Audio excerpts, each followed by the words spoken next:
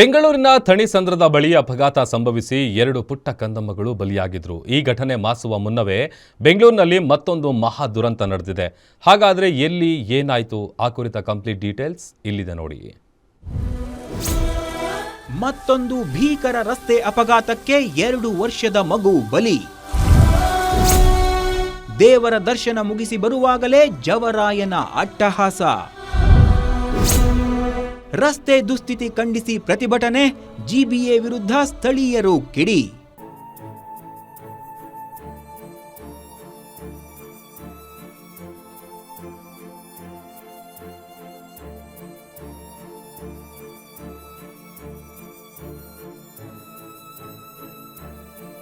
ಹೌದು, ದಿನನಿತ್ಯ ಬೆಂಗಳೂರಲ್ಲಿ ಒಂದಲ್ಲ ಒಂದು ಅಪಘಾತಗಳು, ಅನಾಹುತಗಳು ನಡೀತಾ ಇರುವುದು ಸರ್ವೇ ಸಾಮಾನ್ಯವಾಗಿದೆ.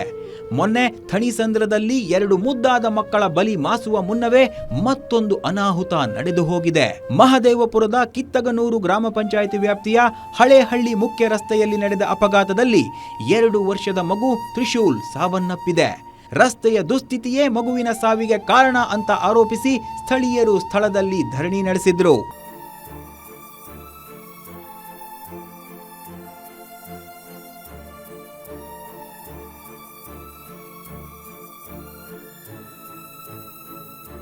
ಇನ್ನು ರಸ್ತೆ ಕಾಮಗಾರಿಯ ನಿರ್ಲಕ್ಷ್ಯವನ್ನ ಖಂಡಿಸಿ ಇಂದು ಸ್ಥಳೀಯ ಗ್ರಾಮಸ್ಥರು ರಸ್ತೆಯನ್ನ ಬಂದ್ ಮಾಡಿ ಪ್ರತಿಭಟನೆ ನಡೆಸಿದ್ರು.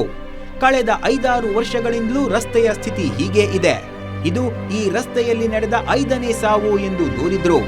ರಸ್ತೆ ಸರಿಪಡಿಸುವವರೆಗೂ ಪ್ರತಿಭಟನೆಯಿಂದ ಹಿಂದೆ ಸರಿಯೋದಿಲ್ಲ ಅಂತ ಗ್ರಾಮಸ್ಥರು ಸ್ಪಷ್ಟಪಡಿಸಿದ್ರು.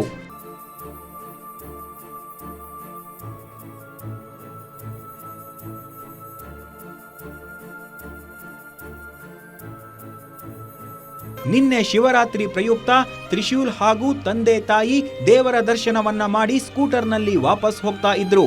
ಕೆಆರ್ಪುರಂ ಸಂಚಾರಿ ಪೊಲೀಸ್ ಠಾಣಾ ವ್ಯಾಪ್ತಿಯ ಕಿತ್ತಿಗನೂರು ಗ್ರಾಮ ಪಂಚಾಯಿತಿಯ ಹಳೇಹಳ್ಳಿಯ ರಸ್ತೆಯಲ್ಲಿ ಬೈಕ್ ಸ್ಲಿಪ್ ಆಗಿ ತ್ರಿಶೂಲ್ ಕೆಳಗೆ ಬಿದ್ದಿದ್ದಾನೆ. ಹಿಂದಿನಿಂದ ಬಂದ ಕಾರು ಕೆಳಗೆ ಬಿದ್ದ ಮಗು ತ್ರಿಶೂಲ್ ತಲೆ ಮೇಲೆ ಹರಿದ ಪರಿಣಾಮ ಮಗು ಸ್ಥಳದಲ್ಲೇ ಸಾವನ್ನಪ್ಪಿದೆ. ಕಣ್ಣ ಮುಂದೆಯೇ ಹೆತ್ತ ಮಗ ನರಳಿ ಸಾವನ್ನಪ್ಪಿದ್ದು ಪೋಷಕರ ಆಕ್ರಂದನ ಮುಗಿಲು ಮುಟ್ಟಿದೆ.